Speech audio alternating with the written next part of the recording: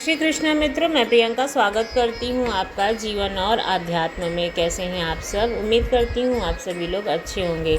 एक संत जी थे जो राजा के राज्य में गए। राजा बड़ा ही परेशान था और जैसा संत का काम होता है, किसी की परेशानी में उसे अच्छे विचारों को बताना, उसको अच्छी सलाह देना जिससे वो आगे बढ़ सके। तो आज की साखी ऐसी ही है। एक संत ने राजा को क्या अनमोल ज्ञान दिया, आइए सुनते हैं। एक समय की बात है, एक शक्तिशाली राजा राज्य करता था। वह अपनी शक्ति और समृद्धि के कारण पूरे राज्य में विख्यात था। उसके महल में सोने चांदी का भरमार थी। सेवक उसकी सेवा में हर पल लगे रहा करते थे और उसके पास एक बहुत विशाल सेना थी। उसकी हर इच्छा पूरी की जाती थी और वह अपनी ऐश्वर्य में अत्यंत खुश था। यानी कि राजा के पास जितना वैभव था, जिसकी वजह से वो काफ़ी खुश था। फिर भी राजा के दिल में एक अजीब सी बेचैनी रहती थी, एक खालीपन जो उसकी सभी सुख सुविधाओं के बावजूद भी वो भर नहीं पाता था। राजा अक्सर सोचता था कि मेरे पास सब कुछ है, धन है, शक्ति है, सम्मान है, फिर भी ये बेचैनी क्यों है?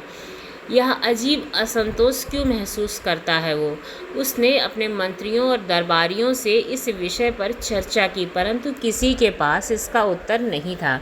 एक दिन राजा को पता चला कि उसके मन में एक महान संत रहते हैं जो उसके राज्य में रहा करते हैं, जिनकी ख्याति काफ़ी दूर दूर तक फैली हुई थी।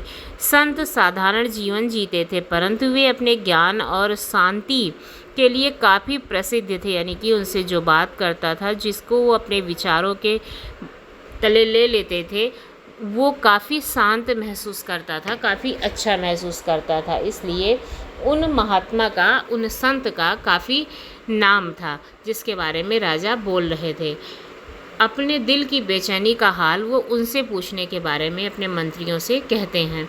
राजा अपने सेवकों के साथ संत के आश्रम में पहुंचा। संत का आश्रम जंगल के बीचों बीच में था, जहां प्राकृतिक शांति और सादगी का वातावरण था। राजा ने देखा कि संत बहुत साधारण जीवन जी रहे हैं। ना कोई भव्य महल है उनके पास में और ना ही सेवा करने वाले कोई भी सेवक हैं।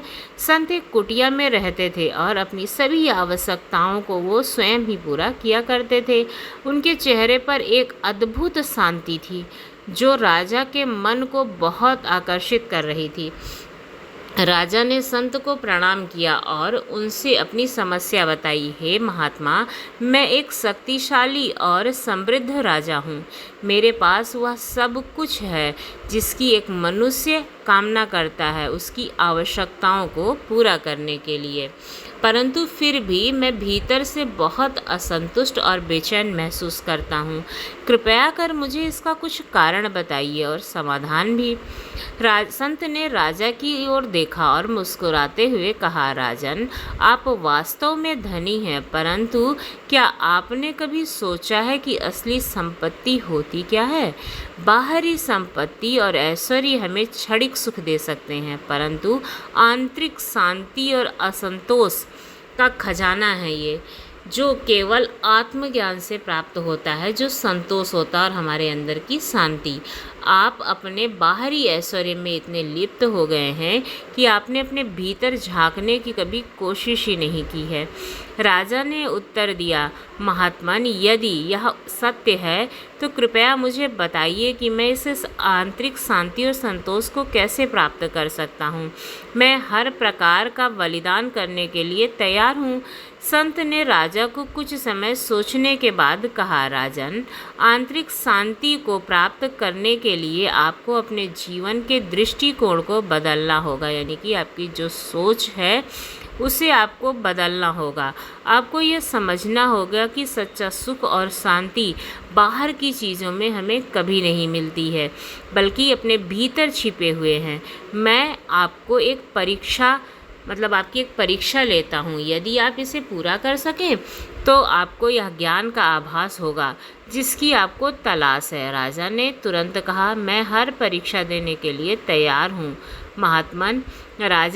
संत ने राजा को एक कटोरी दी जो पानी से भरी हुई थी। संत ने कहा, राजन, आपको इस कटोरी को लेकर के पूरे जंगल में घूमना है और वापस यहाँ आना है, परंतु ध्यान रहे एक भी बूंद जो पानी से भरी हुई है इसमें वो गिरनी नहीं चाहिए।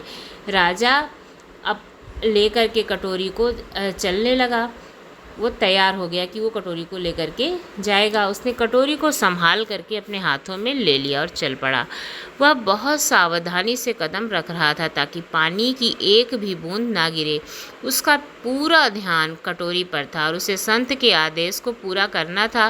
रास्ते में कई मुश्किलें आई, कंकड़ पत्थर आए, ऊंची नीची राहें आईं, परंतु राजा ने धैर्यपूर्वक ध्यान से चलना जारी रखा। कई घंटों के बाद राजा वापस संत के आश्रम में पहुंचा। उसने कटोरी संत को दिखाई और गर्व से कहा, महात्मन देखिए, मैंने एक भी बूंद गिरने नहीं दी है। संत ने मुस्कुराते हुए पूछा, बहुत अच्छा राजन, परंतु यह बताओ कि इस यात्रा के दौरान तुम्हें रास्ते में क्या क्या दिखाई दिया? जंगल के पेड़, पक्षी, नदियाँ, क्या तुमने इन सब पर ध्यान दिया? राजा ने हैरान होते हुए कहा, महात्मन, मेरा सारा ध्यान तो इस कटोरी पर था। मुझे किसी और चीज़ की आवश्यकता नहीं थी देखने की, मुझे देखने का समय ही नहीं मिला। संत ने गंभीर होकर कहा, यही तो हमारी समस्या है राजन। जिस प्रकार तुम्हारा पूरा ध्यान इस कटोरी पर था, तुमने आसपास की सुंदरता को अनदेखा कर दिया है। उसी प्रकार तुम अपने जीवन में केवल बाहरी चीज़ों पर ध्यान केंद्रित करते हो। धन, ऐश्वर्य, सत्ता और जीवन की असली सुंदरता, शांति और आनंद को अनदेखा कर देते हो। तुम्हारी सारी ऊर्जा उन चीज़ों को पाने में लगती है जो बाहर है, परंतु सच्चा सुख तुम्हारे भीतर है। जब तक तुम अपने भीतर की ओर नहीं देखोगे तब तक तुम्हें शांति नहीं मिलेगी। राजा ने गहराई से संत की बात को समझा। उसने महसूस किया कि उसका सारा जीवन बाहरी चीज़ों को पाने में व्यर्थ समय गंवा दिया है, जबकि सच्चा सुख और संतोष तो उसके भीतर ही है। संत के निर्देशानुसार राजा ने ध्यान और साधना करना शुरू किया। धीरे धीरे उसने बाहरी चीज़ों की ओर अपनी आसक्ति कम कर दी और अपने भीतर की ओर ध्यान देना शुरू कर दिया। समय के साथ राजा को वह शांति और संतोष प्राप्त हुआ जिसकी उसे वर्षों से तलाश थी। हम लोग भी ऐसे ही हैं, अपने क्षणिक सुख के लिए, बाहर के दिखावे के लिए हमेशा लगे रहते हैं कि हमारे पास ये नहीं है, इसके पास ये है, हमें ऐसा करना चाहिए।